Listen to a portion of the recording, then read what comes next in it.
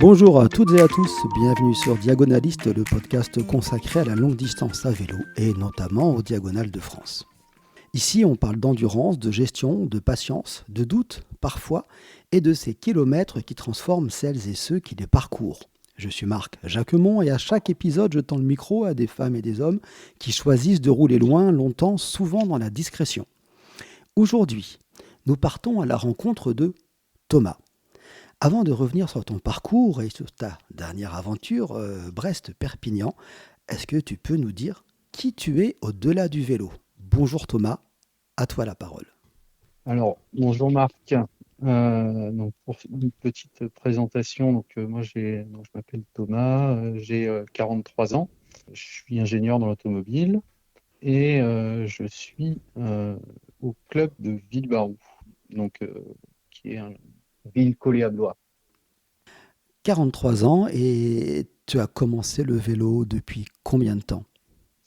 Alors, j'ai commencé le vélo en 2019, je crois, au mois de mars, et ça correspond à la période à laquelle, notamment, j'ai arrêté de fumer.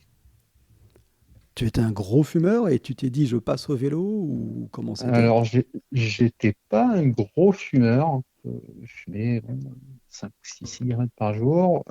À l'époque, je courais aussi un petit peu, comme je te disais, quelques, parfois 3 fois par semaine. Et voilà, je prenais soin, par exemple, de ne pas fumer en rentrant du sport ou à pas fumer avant le sport. Voilà, comment dire, j'essayais de trouver le juste compromis entre fumer et faire du sport. Donc tu étais un faux sportif.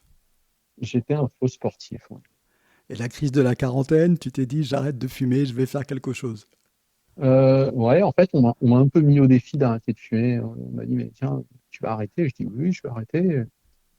Et puis, on me dit, mais quand? Bon, je sais pas, j'avais pas de projet. On m'a dit, bah, donne-moi une date. Bon, et voilà, j'avais donné la date de mon anniversaire, et puis, qui était encore dans 3 mois ou 4 mois. Et donc, c'est ce qui m'a poussé à arrêter de fumer à ce moment-là.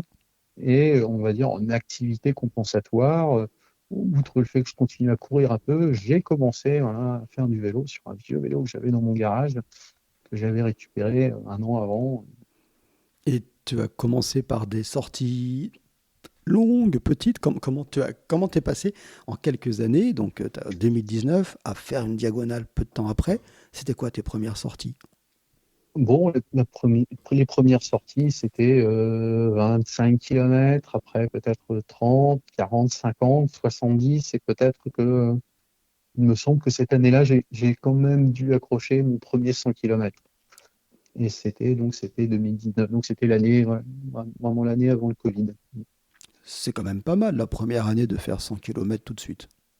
Bon, c'est un exploit la première fois qu'on fait 100 km à Ah vélo. oui, on est d'accord. Et donc là, sur un vieux vélo, Ouais, donc un vieux vélo de course Between Decathlon en aluminium qui datait des années 2000, ou un vélo très très inconfortable, ouais, très inconfortable. et qu'est-ce qui s'est passé pour que de fait tu changes de vélo?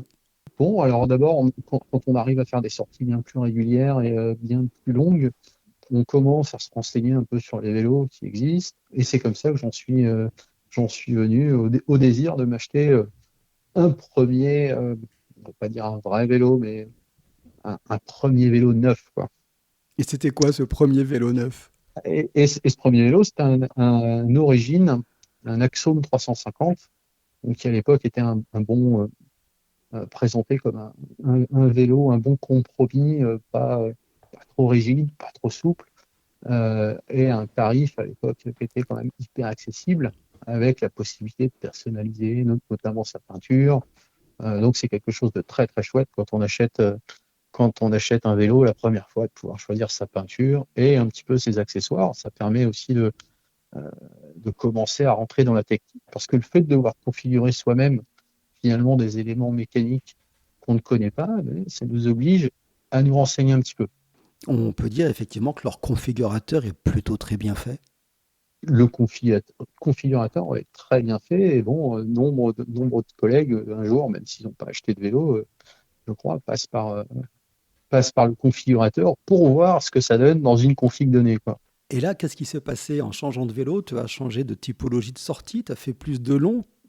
En changeant de vélo, tout d'abord, je suis rentré en 2020, j'ai intégré donc le club dans lequel je suis aujourd'hui, le club de Villebarou, sous l'impulsion d'un collègue de travail qui a vu que je faisais du vélo grâce à Strava autour de chez lui, qui m'a dit bah, viens au club.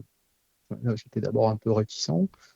Et puis, je voyais pas forcément l'intérêt de faire des sorties de groupe. Donc, c'était les sorties du dimanche, où voilà, tous les dimanches, il y a des parcours entre 80 et 100 km, donc on roule de manière bien plus régulière. Et, et voilà, avec ce nouveau vélo, c'était en plus encore un attrait supplémentaire, une nouveauté supplémentaire pour rouler avec plaisir. Et donc, tu avais dépassé les 100 km avec ton Between. Et là, avec ton nouveau vélo Origin, c'était quoi ta première longue distance qui faisait plus de 100? Alors ça, je pourrais pas te dire.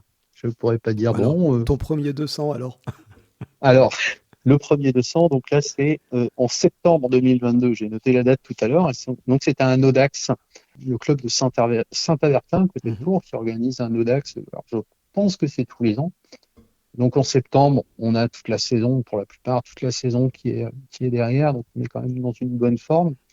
Et l'Audax, c'est quand même une bonne formule pour découvrir des distances plus longues. C'est très rassurant parce que l'allure est régulée. Il y a des capitaines de route. Euh, il y a des pauses très régulières. Donc, je crois qu'à l'époque, tous les 30 km, 35 km, il y avait un ravitaillement. Donc, on peut boire un verre, manger un petit morceau de chocolat. Le midi, on mange au restaurant. Donc, c'est quand même de très, très bonnes conditions pour découvrir des distances plus longues. Ça donne confiance parce que c'est encadré, tu veux dire, c'est ça? Ouais, tout à fait. Le fait de savoir qu'on aura toujours du monde à côté et ces pauses très régulières, bon, ça fait que ça se passe plutôt bien. Ouais. Et donc là, c'est en septembre 22, c'est ton premier 200. Oui, c'est ça. Et après, ça a été le début de l'addiction. Et après, ouais, alors je crois que la saison d'après, j'ai dû faire un BRM, un 200 en mars. Donc c'était 2023, donc il devait y avoir les qualificatifs à l'époque pour le Parabrest que je connaissais pas du tout à l'époque, hein. Mhm. Donc j'ai fait un 200 et le mois d'après, dans la confiance, un 300 avec un petit peu de dénivelé et un 300 qui avait été quand même assez difficile.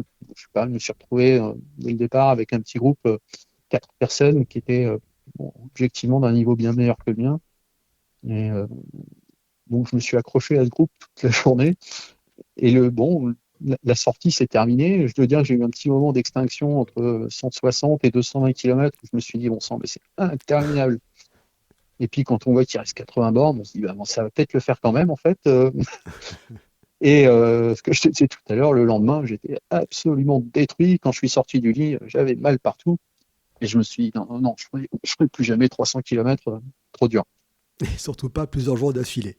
Et surtout pas plusieurs jours d'affilée. Non, n'en parlons pas. Et ça, c'était en 2023. Ouais. En 2023. Et alors, comment t'en es venu à ce 300? Surtout pas plusieurs jours d'affilée et plus jamais à, tiens, bah, une diagonale. Eh bien, 2023, l'expérience du 300 s'est éloignée. En fin d'année, j'ai voulu participer à un Dodécodax. Donc, ce sont les Dodécodax qu'organise Jean-Pierre Marie là, de octobre à mars. Donc, tous les mois, il y a un 200 km en groupe. Je crois que c'était le Dodécodax de novembre qui a été annulé pour cause de tempête.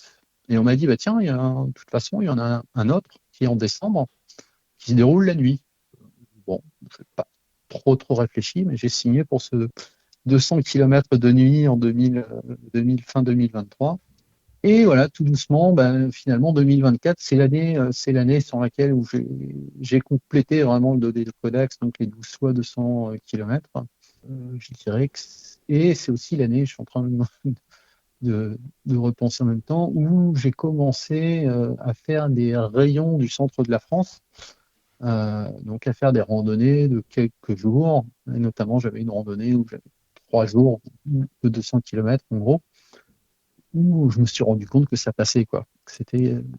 Donc cette année 2024 a été un petit peu aussi une année où j'ai découvert cette possibilité de répéter des distances relativement longues sur plusieurs jours et aussi une régularité tout au long de l'année pour faire régulièrement des 200 km. Je crois que c'est vraiment ce qui a fait que j'ai envisagé une diagonale pour l'année suivante. Qui c'est qui t'a parlé de diagonale? Alors, bah, c'est Jean-François Brosseau, qui était président du club de Villebaron, qui nous en parlait de temps en temps. Il nous avait envoyé quelques récits, mais je dois dire que je regardais ça d'un œil assez lointain, parce que ça me semblait quelque chose de parfaitement surréaliste, hein. Donc, bon, c'est comme un exploit qu'on regarde de loin, mais jamais, à aucun moment, on imagine que c'est quelque chose qu'on pourrait envisager, quoi. Dans tous ces données codex, finalement, on retrouve beaucoup de gens qui font des Paris-Brest-Paris et qui font des diagonales. Notamment, tu as l'UCT, tu as GG le diagonaliste, hein, qui est passé une paire de fois dans ton podcast. Donc, quand tu roules avec des gens comme ça, c'est comment? C'est la fenêtre d'Overton qui s'élargit. On commence à trouver que ce sont des choses normales, quoi. Et tout doucement, voilà, il y a une idée qui grandit. Il n'y a pas forcément un déclencheur instantané, c'est plutôt quelque chose qui grandit tout doucement. On se dit, bon, un jour, pourquoi pas? Et je crois que j'en avais parlé à Jean-François en disant, tiens, l'année prochaine, je pense que je vais tenter une diagonale. Et donc, c'est là que Jean-François m'avait un peu pris de court en me disant, mais tiens, il y a là Didier Bernardin qui voudra en faire une et vous pourriez partir ensemble. Donc Didier, que je connaissais pas plus que ça à l'époque, on avait fait quelques 200 km ensemble, mais on avait peut-être échangé quelques paroles, mais c'était pas allé plus loin que ça. Et voilà. Donc après, une fois que j'ai contacté Didier, on a fixé une date et le processus était engagé. Ça y est, t'étais engagé, tu pouvais plus dire non, la diagonale était devant toi. C'est ça. Didier, avec qui t'as fait ta première diagonale, il en avait combien au compteur, lui?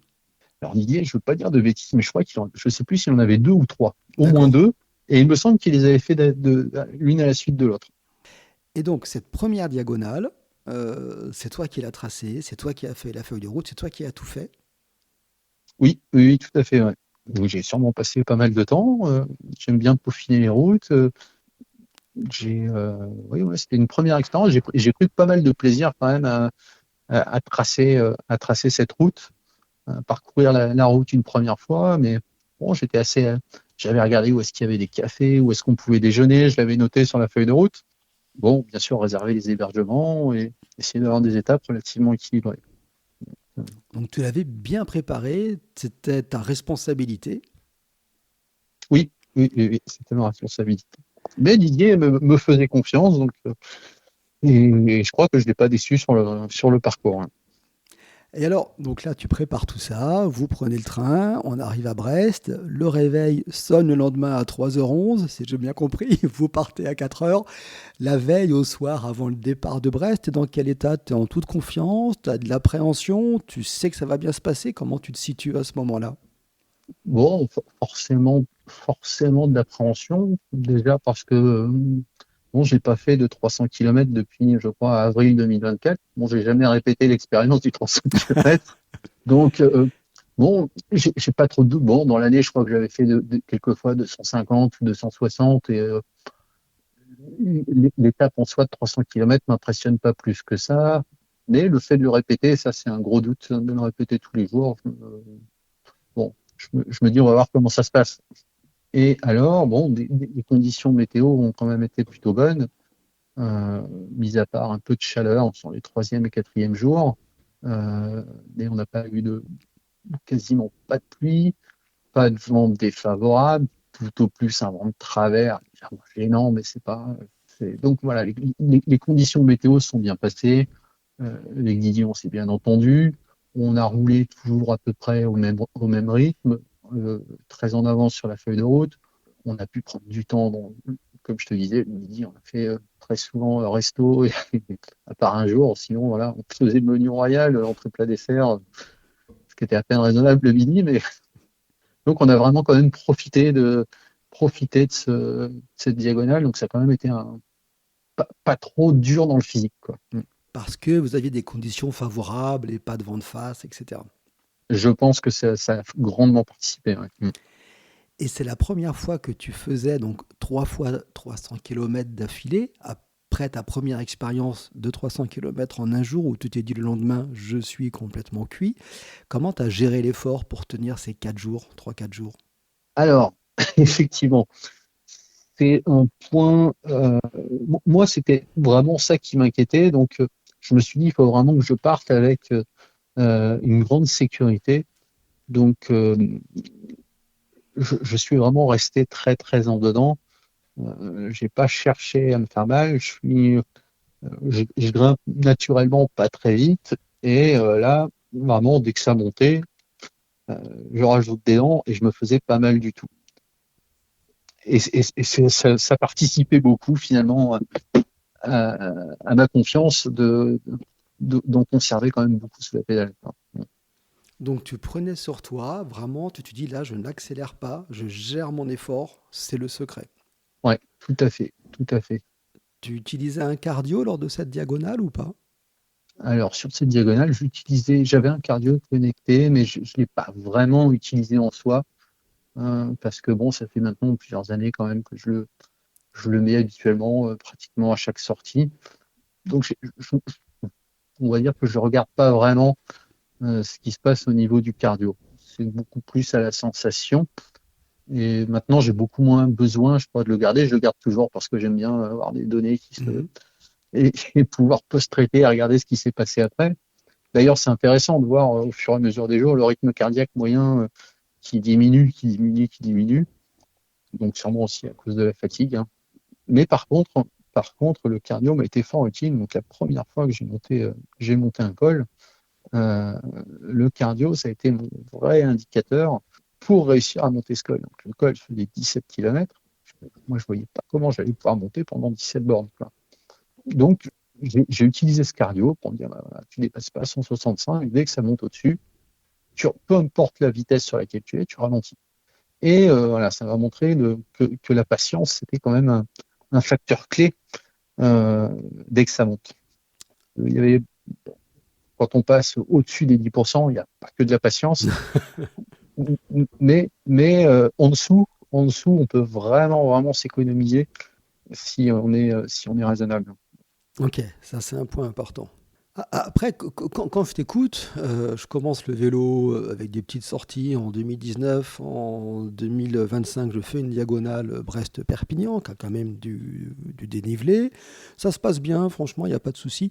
Tel que tu le racontes, ça a l'air très accessible. Bon, j'ai trouvé que c'était relativement accessible, mais la progression n'est pas si rapide. Elle est plutôt, on va dire que tous les ans, il y a eu quelque chose, un petit ajout, mais c'est plutôt une progression qui est lente et maîtrisée. Donc, avec une confiance qui augmente au fur et à mesure.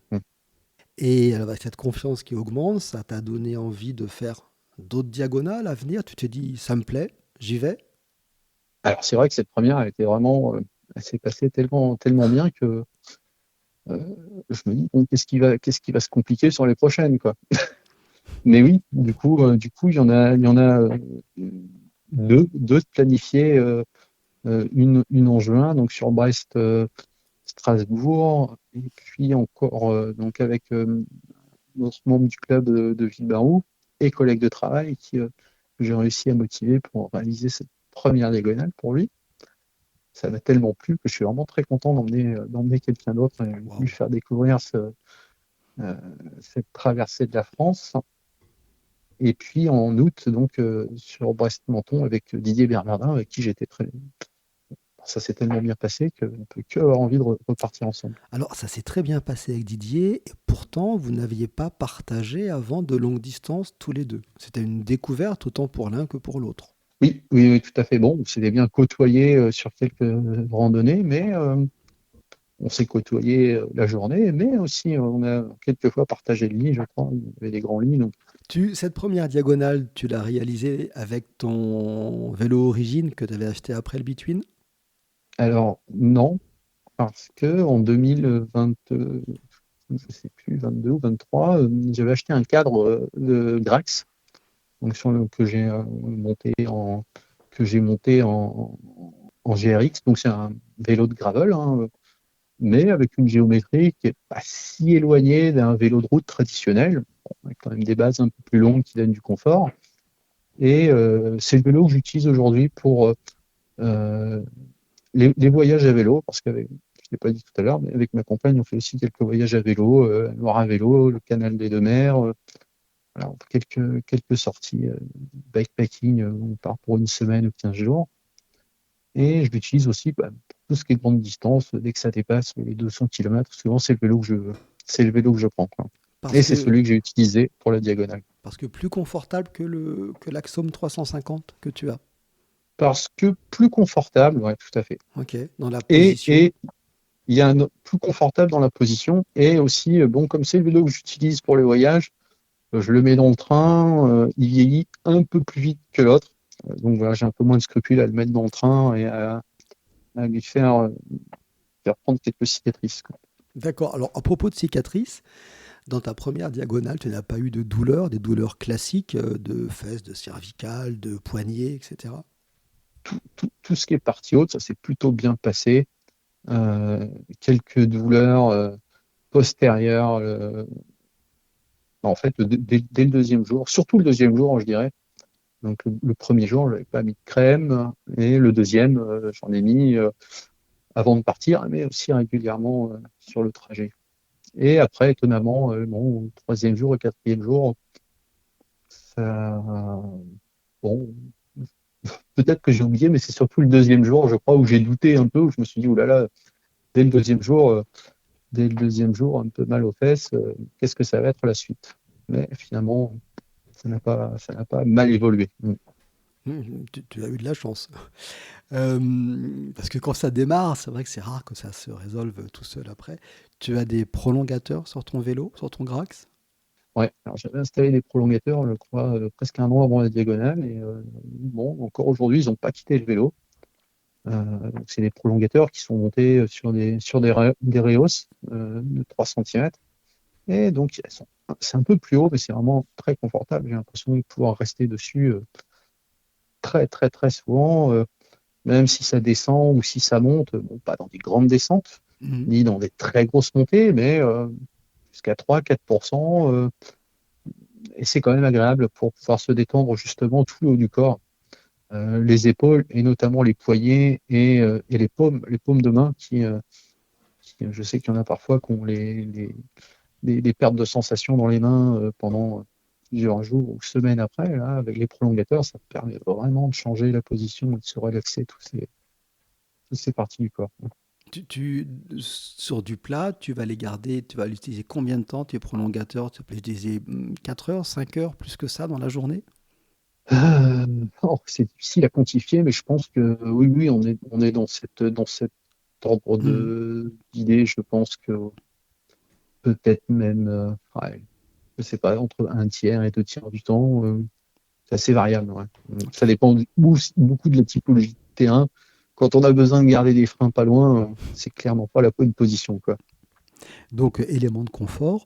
Tu parlais de douleur de fesses, de crème, et puis ça s'est résolu. Tu as une selle en cuir ou tu utilises quoi? Non, non, non, c'est une selle Specialized, Romine. Bon, voilà, globalement, j'ai pas eu, à part cette fois-là, mais j'ai pas eu vraiment de gros problèmes avec, quoi. Ok, t'as de la chance et je pense que tu vas faire des envieux. Quand la diagonale est arrivée à son terme, notamment à Perpignan, il y a le récit à faire. Tu avais fait la feuille de route, tu avais tout préparé, les réservations. C'est toi qui as fait le récit ou c'est Didier? Alors, en fait, c'est Didier qui s'était proposé de le faire. Donc, il m'a envoyé ce qu'il avait fait. Il m'a dit, bah, tiens, si tu veux rajouter des choses. Et bon, du coup, j'ai refait une deuxième partie parce que justement, j'avais cette sensation de devoir quand même écrire comment j'en étais arrivé là et quelques événements autour de la diagonale. Donc, pas un récit linéaire, mais j'avais l'impression que pour finir la diagonale, il fallait quand même que je raconte quelque chose, quoi. Ok, c'est important ce récit pour garder une trace. Oui, ça, c'est sûr que c'est important. Donc, pour garder une trace, mais en fait, je dirais que c'est surtout quand on lit les récits des autres, on se dit, bon sang, il y a des âmes d'écrivains et c'est quand même extrêmement agréable à lire, même pour les autres, surtout pour les autres, je dirais. C'est tellement agréable de lire les récits des autres qu'on a quand même envie d'écrire un peu quelque chose et de s'investir dans le récit. Quand tu dis s'investir, tu es depuis tout récemment le président de ton club.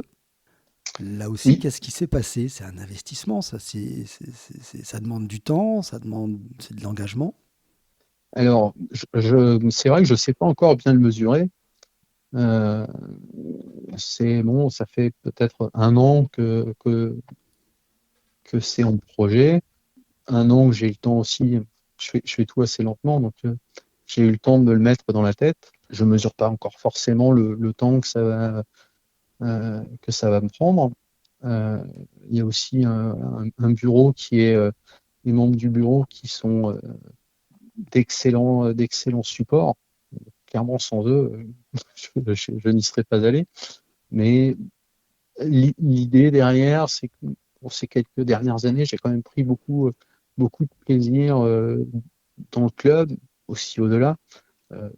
Notamment, je disais, on fait des organisations de mer montagne tous les ans, qui sont des sorties, c'est des petites vacances tous les ans. On ne peut pas, en tout cas, être toujours consommateur de, d'activités. À un moment, on réalise qu'il y a quand même des gens qui passent du temps derrière, bénévolement, pour que ces activités soient organisées, pour que ça tourne. Donc, ça ne se résume pas toujours à payer un truc et puis à participer. Euh, Il y a des gens qui donnent un petit peu plus. Donc là, je ne sais pas pour combien de temps. Voilà, ça va être mon tour un petit peu de donner de mon temps pour une activité dans laquelle je prends du plaisir. Mhm. Et d'être dans un rôle de transmission, j'imagine que le club t'a transmis quand même un certain savoir et tu vas continuer cette transmission-là, peut-être.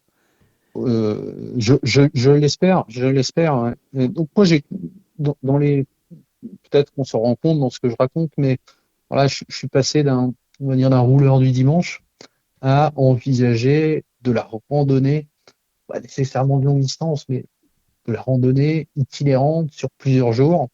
Et ça, c'est vraiment quelque chose que j'ai découvert au fur et à mesure au travers de ma pratique. Et aujourd'hui, j'ai quand même envie d'emmener des gens Mhm. qui, peut-être jusque-là, roulaient le dimanche, à leur dire, mais regarde, il y a aussi un truc qui est chouette, c'est voilà, de faire une randonnée sur plusieurs jours. Ça, peu importe la distance. Quand on part l'été avec ma compagne, on fait 50 km par jour, mais on prend un plaisir fou, quoi. Cette espèce de nomadisme et de traverser des lieux différents tous les jours. Donc c'est aussi quelque chose que j'ai envie de transmettre, hein, même avec ma faible expérience, de transmettre à d'autres. Et quand tu parlais de longue distance, juste avant, est-ce que ça t'a appris des choses sur toi, la longue distance? Bon, de la patience, ça c'est évident, Mhm. ça c'est évident. De la résilience, c'est-à-dire que bon, voilà, des fois les conditions météo sont mauvaises, voire très mauvaises, mais quand on n'a finalement pas le choix, on apprend à le supporter. C'est pas un grand plaisir, mais c'est pas aussi catastrophique que ce que ça peut paraître de l'extérieur, quoi. Parfois, on a même un brin de satisfaction quand on arrive à dire bon sang, quoi, je l'ai fait. Alors peut-être que ça tient du masochisme aussi des fois sur certaines fois. Donc ouais, patience, résilience, ça c'est clairement deux choses qu'on découvre. D'accord. De but en blanc, on se dirait pas non, faire 200 bandes sous la flotte, ça paraît vraiment quelque chose pour lequel on signerait jamais, quoi. Mhm. Mais Non, pourtant, voilà. on y va. On y va. Est-ce que Thomas, tu aimerais ajouter encore autre chose? On va arriver au terme de cet épisode. Non, écoute, je Non. crois qu'on a fait bien le tour sur le sujet. Peut-être dernière question, pardon, c'est que Paris-Brest est devant nous. Tu as l'ambition d'y participer ou pas? Alors, c'est vrai que j'y réfléchis. Et j'y réfléchis. J'ai pas encore pris ma décision, mais quand même, euh, c'est un monument du cyclotourisme, donc euh, je me dis que ça serait bien de tenter l'expérience. Intuitivement, j'y mets Petit bémol que voilà, cette grosse organisation avec beaucoup de monde, c'est pas nécessairement aujourd'hui ce qui m'attire dans le vélo, qui semble d'ailleurs un peu à l'opposé de la diagonale, hein, hormis les distances qui peuvent être similaires, c'est vraiment une organisation différente. Néanmoins, voilà, il reste toujours beaucoup à découvrir, donc il faut se laisser tenter. Et puis, on décidera après si ça plaît ou pas. Tu verras. Merci beaucoup Thomas en tout cas pour cet échange, hein, et on voit que la longue distance ne se résume pas à des kilomètres, en tout cas il y a bien d'autres choses qui rentrent dedans. Ton témoignage viendra sans doute nourrir celles et ceux qui hésitent encore à se lancer, hein. Tu permets de comprendre que il faut y aller, puis en quelques années on arrive à faire plusieurs fois 300 kilomètres. Merci à vous auditrices, auditeurs, d'être fidèles à Diagonaliste.